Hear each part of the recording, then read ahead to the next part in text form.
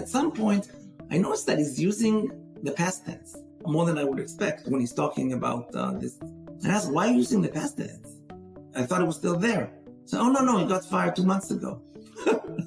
We had the nerve, by the way, to negotiate a huge sign-on bonus to compensate for all the RSUs that he's supposedly leaving behind. This is after he got fired.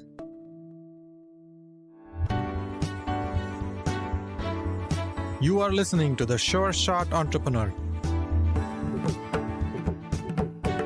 a podcast for founders with ambitious ideas. Venture capital investors and other early believers tell you relatable, insightful, and authentic stories to help you realize your vision.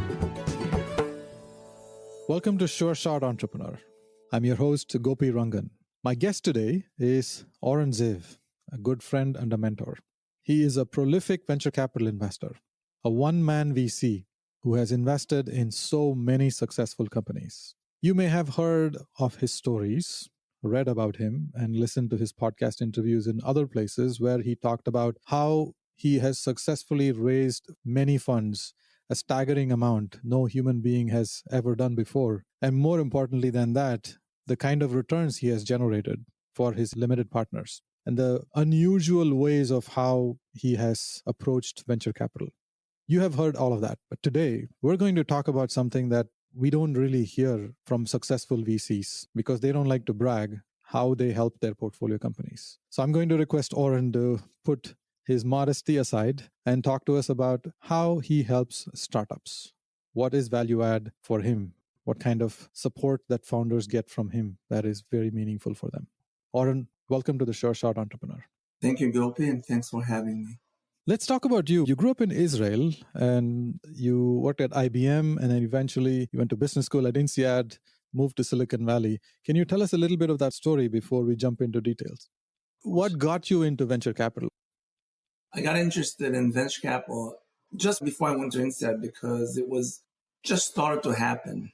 It was very early in the evolution of tech in Israel, tech startups in general. And then I went to INSEAD already with this idea that this is of interest to me. Actually, I got interested because a friend of mine was like literally one of the first person in venture. And he'd worked with me at IBM Research before he made the jump.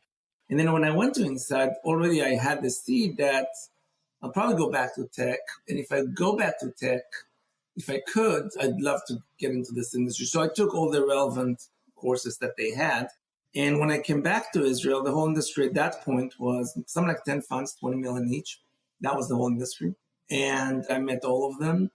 And when I said 10 funds, I also mean 10 to 15 people because all these funds are one or two managers. That's it, because they couldn't support more than that at 20 million. And I got a couple of offers, but the one that was the most interesting to me came from another friend who was a classmate, a good friend from INSEAD, a classmate at INSEAD. He's English. And he got an offer from a venture capital firm, global venture capital firm called Apex that was headquartered in the UK, in London. He got an offer for the London office, and he told me, hey, they are thinking of doing something in Israel. I can put you in touch with the right person, which he did. And it was a long conversation because it took them time to decide to do it and all that. But 6 months later, I actually had to stall with the others. And then as I was going to give up on them, it came through, and I basically was hired as one of the two people to start their operations in Israel, which was a great opportunity. Also, the timing was amazing. It was mid-90s, so we had all this tailwind for 5 years before the big bust. So anyway, that was my entry to venture. Why do you like venture capital? On one hand, I love being part of really changing industries and creating businesses out of nothing. On the other hand, I'm probably not the right person to be in the driver's seat. I'm not the most organized person. I don't like managing people.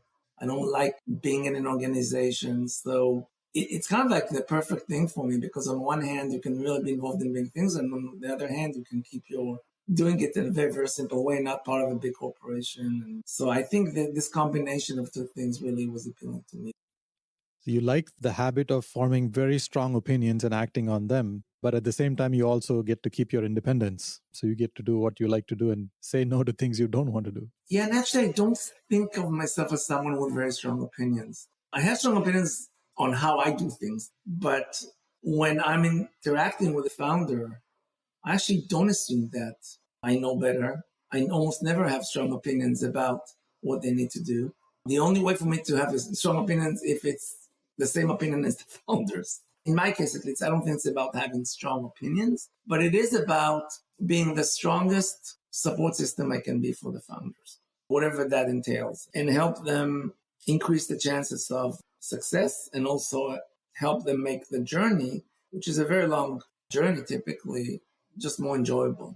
Because one of the things that wear out founders, I found, is constant and unnecessary pressure and grief that they sometimes get for some investors or board members. And many times it comes out of insecurity, not security of those investors or board members. So I try to just be a very unconditional support system for the founders.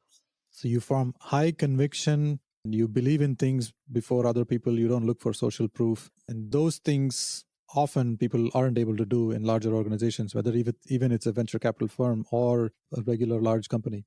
And as an independent VC, you have that freedom and you enjoy that. Let's talk about value add. You have helped your portfolio companies. You want to be the strongest support system. I want to ask you this controversial thing that comes up often. Let me know how I can help you. What is wrong with that statement? It's actually become a meme. And you know what? I hated this statement before it became a meme. So I was actually glad to see it become a meme. It's almost like if you need to ask, you probably don't get it. Because when you ask it like that, typically, to me, it's a question of mindset. My mindset is constantly, how can I help these companies? And it's not necessarily when I see the company that I'm thinking, how can I help them? Or I ask them how. No, almost every meeting that I have, no matter the context, no matter what's on the other side, in my head, I'm thinking, is there any one of my companies that can benefit from anything that this person can do? Any connection that this person can help with? Just from this week, for example, I'm meeting a candidate, which I do a lot, by the way, a candidate for, in this case, a CFO, one of my companies. So the main reason for the meeting is for me to help vet the person and also help persuade this person. But even if this is the main reason, there's no reason why I'm not going to carve out 2 minutes at the end and see if I can get introductions for 2 or 3 of my companies that actually sell to the office of the CFO. So it's an example. And this is, I think, from yesterday, but I can give like 5 such examples from this week alone. Okay. So obviously it's more relevant to the B2B companies, at least with customers, it's easier to help. With customers, obviously, you can only help B2B companies. You cannot really help B2C companies with customers, but you can help them in other ways. So almost any meeting that I take, trying to get something out of it for one of my companies, or at least one of my companies. You are actively involved with your founders. You observe what they do. You try to find things that they might need help with, then reach out to your network to see who can help those companies. And you're constantly watching for this, and it happens every week. And you've given a few examples just from this week. What are the top 2 or 3 areas where you help your startups? The first customers are going to help you get to product market fit or not. And it's not easy to get them necessarily. So if you can, out of the first 10, 20, 30 customers, you can bring a significant amount of them, that's real help. And I'm not shy about asking these favors. And the reason I'm not shy about asking these favors is because I know if it was the other way around, I would be happy to do it as well for anyone that I ask. So it's a 2-way street. Area number 2, which I also alluded to, which is arguably even more important, is recruiting. Because at the end of the day, you cannot be successful unless you build the right team and a strong team. So the way for me to be helpful on the recruiting side is, I think, where I probably do more than anyone else that I've seen, because I do interview typically the finalist candidate with 2 objectives: help vet them and help persuade them. And this is something that's pretty standard. I think most investors do it. I take any such finalist candidate as a challenge in terms of finding ways to get backchannel references on them. And because I've been doing this for almost 30 years, so I have significant network, and people will typically take my call. And by the way, sometimes even if they don't really know me because they know of me, they'll take the call. So I don't need to know someone who knows that person. I will just get to someone who knows someone who might know that person and ask them to ask them, and they'll do it. So most of the time, if the candidate was with a venture-backed company before, probably I'm going to be able to get to a few backchannel references. So that's number two. And that's super important because, people may tell me things that they wouldn't necessarily tell someone that their name is less well known. So maybe if the CEO called this person, maybe they wouldn't get the same answers as if I got to the person who was giving the backchannel references, but I got to him, even if I didn't know him, I got to him through someone very senior who told him, listen, I'm really asking you to give it to Oren as it is.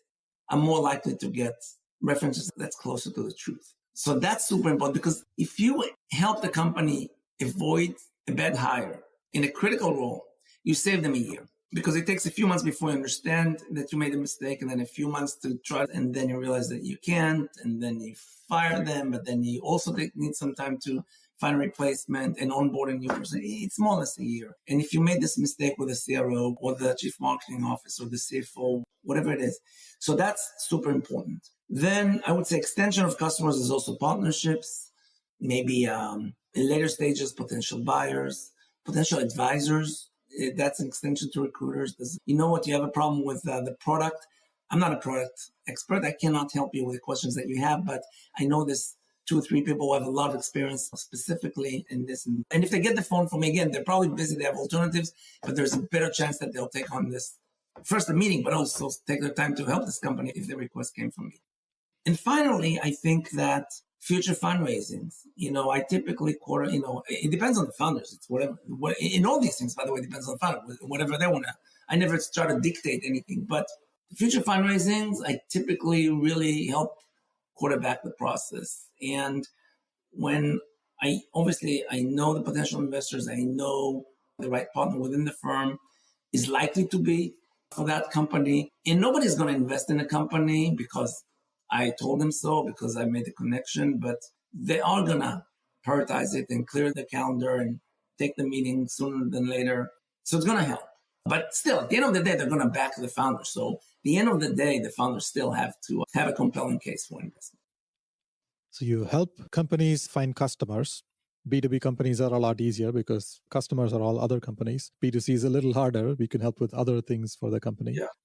You help with recruiting, mainly backchanneling on the candidate to confirm that he or she... Also persuasion, the ability, you talk to candidates who have alternatives. 15 years ago, 20 years ago, I was much less credible if I looked someone in the eye and I told them why I believe that this is going to be a huge success, because I was just much less credible than I am today. Today, I'm much more credible. And by the way, I wouldn't say it if I didn't believe it. In recruiting, you can help with backchannel, and you can also help with winning the candidate when the candidate has multiple job offers to choose from. And now, of course, various other things like advisors and partnerships and channels and various other things. And of course, the last thing that is also very important is fundraising. I was at a board meeting 2 days ago, and one of the board members was talking with very opinionated man, like they had no doubt. And what I was thinking, and I often say it to founders, is there really is very little correlation between the level of certainty that an investor have and the validity of their point. So many of us, I think, feel that we need to communicate to convey confidence in whatever opinion that we have. And I think that this confidence is very often unwarranted, because at the end of the day, the founders do know better. They are closer to things. And just because we have 1 or 2 data points, under totally different circumstances, maybe in a different time, different company, different market, maybe some, I think one mistake that VCs make is to extrapolate from 1 or 2 data points and then have real certainty that they have the right answer. And this is what I meant by actually the importance of not having too strong opinions. Your high conviction in these founders, since you have that, you are able to credibly go in front of a candidate and tell the candidate why you believe in this company. And if you didn't have that kind of high conviction, it'll be hard for you or any VC who doesn't have that kind of conviction. It'd be difficult to convince a smart candidate to choose that offer. Can you give a couple of examples how you helped one of your startups get a customer or help convince a candidate or do backchannel and perhaps even prevent from a bad hire? When Navan started out, for example, we really needed the companies to trust us that we'll take care of their travel. And obviously at that point, we could only get really small companies. And the easiest is to start with my own portfolio. And then anyone I meet, I ask for a favor. For example, I met a fellow VC and they asked for advice on something, and I was generous with my time, which I usually am. And then at the end, I said, can you help me? Do you have a company that you're close to the CFO and you can maybe introduce the fund to them? Back then it was called Trip Actions. And that's how, for example, they got Canva. And that's how they got Zoom. That's how they got that's how they got Box. In the other two cases, I didn't even know the right people there. But I asked someone to make the connection. And the many more, I don't remember, but many other names of cinema customers. So I can give the same example with other companies. With candidates, actually, I do have a story that is interesting. All right, let's get into it. So I don't want to even mention the name, but one of my most visible companies, we had a final candidate for a very critical role, probably the most important role after the founders at that point in time. This is after it passed the diligence of the recruiter, the diligence of the other top tier VCs and what have you, and the founders and everyone. But we couldn't talk to his current company because he was still working there, by the way, which is a typical problem when you hire someone who's in a company. This could be the most relevant role, and they may have been doing it for the past few years, and you cannot really get credible information about that because they tell you you can't ask there, which understandable. Anyway, and I'm thinking, how am I going to get to this company without talking to this company? And then I basically hacked through LinkedIn and whatever. I managed to find someone who had left that company a few months ago, who was connected to someone else I knew. Okay, I didn't even know this person. Okay. Anyway, I get to him, the same thing always, they're happy to take the call. And, I talked to him about this candidate and I see he's pretty lukewarm, but he's still pretty bad. Sounds pretty balanced. And then at some point, I noticed that he's using the past tense more than I would expect when he's talking about this. And I asked, why are you using the past tense? I thought it was still there. So, no, he got fired 2 months ago. We had the nerve, by the way, to negotiate a huge sign-up bonus to compensate him for all the RSUs that he's supposedly leaving behind. This is after he got fired. By the way, even when he was confronted with the truth, he blatantly denied it and told, no, you can call now the CEO of the company. And by the way, I don't know, he probably was hoping that we're not. And at some point, obviously, he started crying, et cetera, et cetera. So now this is a huge save for the company. Think about it, hiring someone based on what it would be. Like in this case, actually, we probably would have learned about it 2 or 3 months later. And then maybe, I don't know what we would have done then, fired that person. Anyway, an interesting example, like to go the extra mile to get to the right backchannel reference and not rely on, I could have said, these guys, and this is a big name VCs, these guys already vetted them and the recruiter and the founders. I didn't have to do the work. I could have found excuses. Why not? And you saved a year of effort to have created problems. That was a more juicy story. Yes. Usually it's less dramatic, but still, they're interesting stories sometimes. It's very difficult for startups to recruit high-quality candidates, and they often take risks. Some risks are just not worth taking. This is a dramatic story, especially when someone misrepresented their employment details. Lied. I think the accurate word is lied. I don't think... Yeah, this is more than misrepresent. Yes, this is blatant lie. And they continue to defend it to some point. Yeah. And you don't want to bring on a candidate like that. When you're trying to build authenticity and honesty as a cultural value in the company, this goes against the grain. And it is not possible to find these details easily unless you proactively take interest in doing background check. And especially when you can't call the employer directly and ask for reference, you have to do it in a quieter way which doesn't disrupt the candidate's current position. And you were very mindful of that. Those things are very difficult for founders to do by themselves because they have a job to run the business. Yeah. And the mistake that sometimes people do out of lack of experience is that they just are okay with 2 or 3 references or 5 references or whatever that the candidate provides. And, anyone can find 3 or 4 people would say good things about it. So you have to really push because at the end of the day, many people are really good at selling themselves. I do not trust my own ability to vet people just because I'm so experienced that just by speaking with them, I'll really understand exactly where the strengths and weaknesses are. Yeah, sometimes you do have more intuition than maybe 20 years ago, but still, the best way by far to really learn about a candidate is these background references. Many VCs have good intentions, even good VCs. They want to help.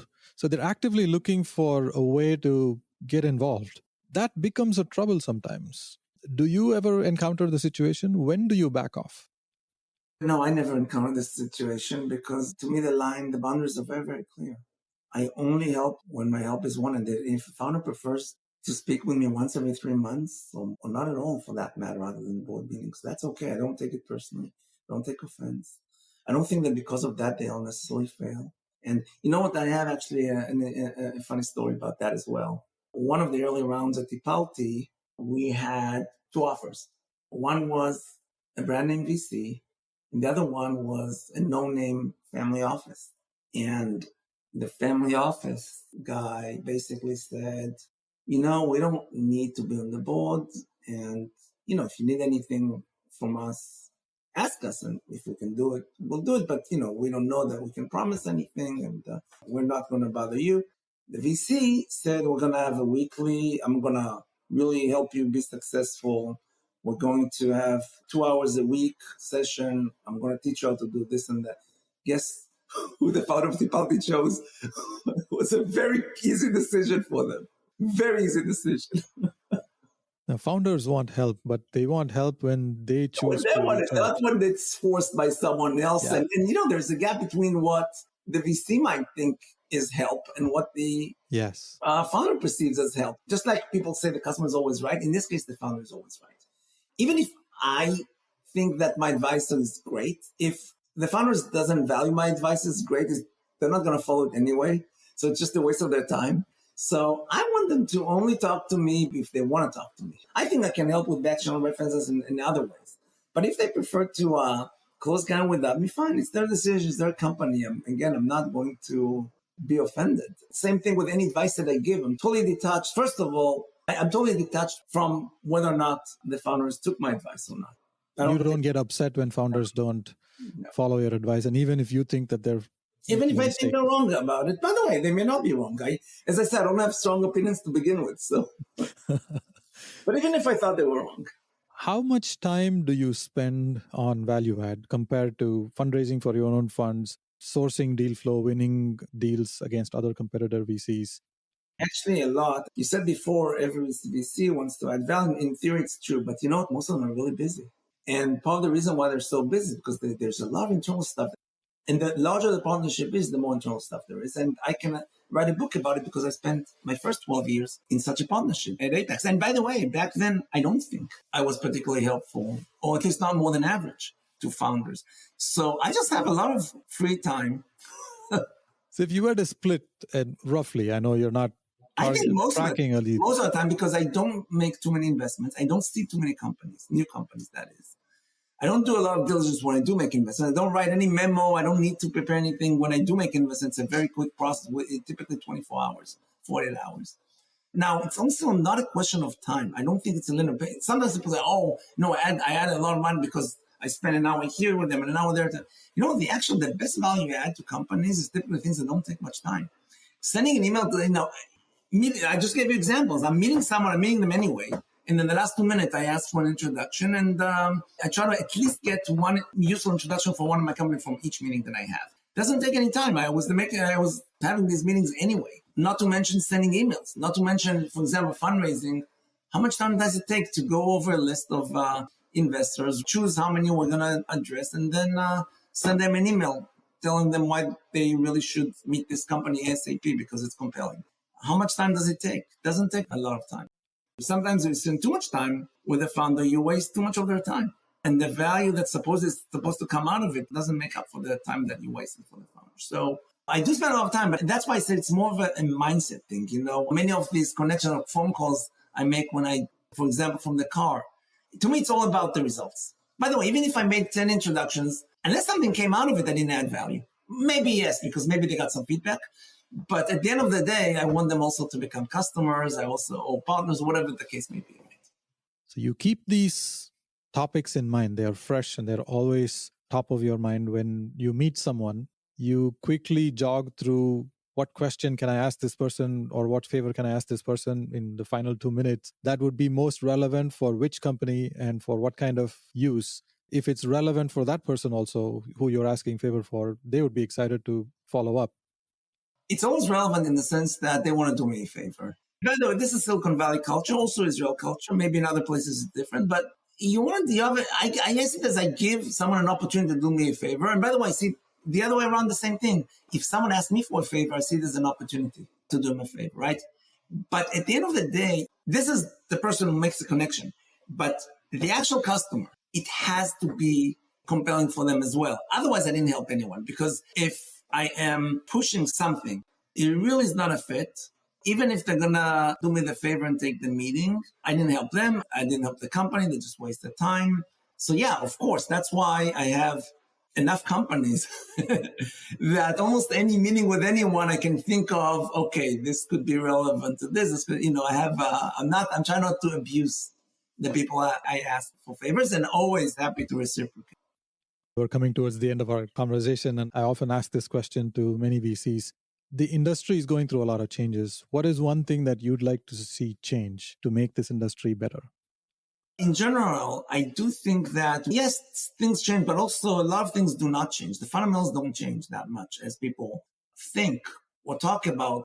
And at the end of the day, I think this industry is working. I know it's very popular to say, this is broken, this is broken. Founders are taught to start every presentation by X is broken, here's how I fix it.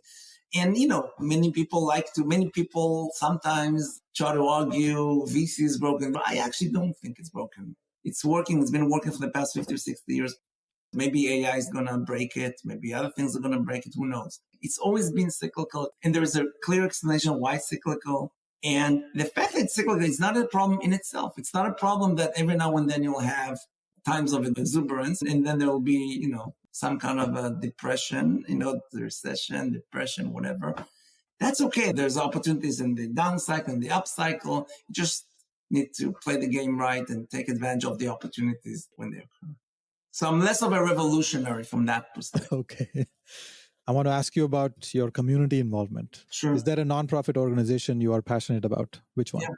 Yeah. So I forget when, because it's been a while, but 6, 7, 8 years ago, I helped start an organization called ICON, not-for-profit, with the idea that we were going to help Israeli founders in the Bay Area, help the bridge between Israel and the Bay Area. We expanded since, but that's still the core. The best decision we made was that one of us agreed to lead it, and she turned out to be a great leader. Her name is Yasmin Lukatz, and she's the leader of the organization, myself as a co-chairman since the beginning. But it's really made a difference and really played a huge role in helping a large number of companies to succeed. And by the way, we operate through relevant connections and events and content and things like that. And the only reason we'll do it is to pass it forward, basically.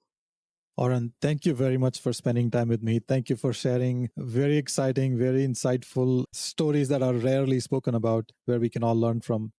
I look forward to sharing your nuggets of wisdom with the world. Thank you very much, Gopi. It was fun. Thank you for listening to The Sure Shot Entrepreneur. I hope you enjoyed listening to real-life stories about early believers supporting ambitious entrepreneurs. Please subscribe to the podcast and post a review. Your comments will help other entrepreneurs find this podcast. I look forward to catching you at the next episode.